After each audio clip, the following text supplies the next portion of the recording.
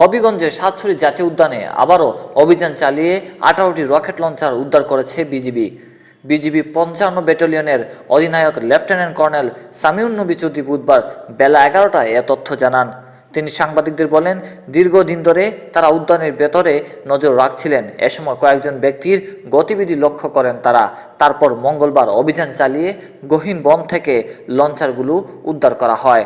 তবে এ ঘটনায় কাউকে আটক বা কাউকে শনাক্ত করা সম্ভব হয়নি বলে জানান তিনি।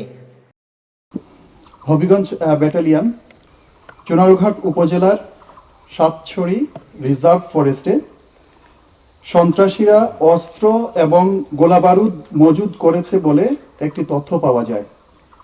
প্রাপ্ত তথ্যের ভিত্তিতে বিগত কয়েকদিন যাবৎ হবিগঞ্জ জেলার চুনারুঘাট উপজেলার চিমটিবিল ও সাতছড়ি সীমান্ত সার্বক্ষণিক বিশেষ নজরদারিতে রাখা হয়।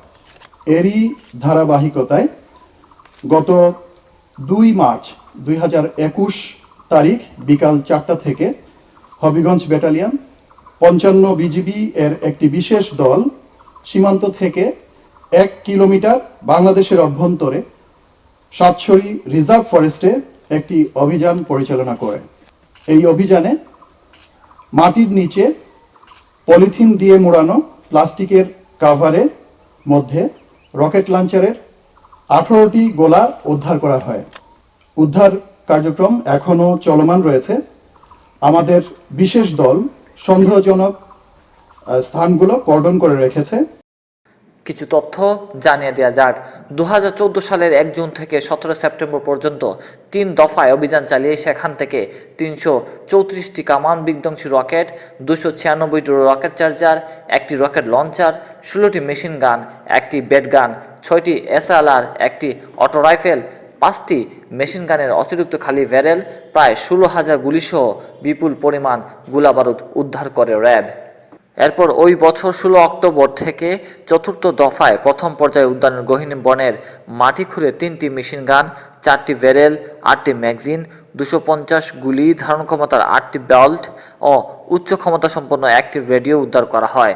পরে 17 অক্টোবর SMG ও LMGর 8,360 রাউন্ড 303 রাইফেলের 152 রাউন্ড, পিস্তলের 507 রাউন্ড ও মেশিন গানের 425 রাউন্ড সহ মোট 9,454 রাউন্ড গুলি উদ্ধার করে বিজিবি।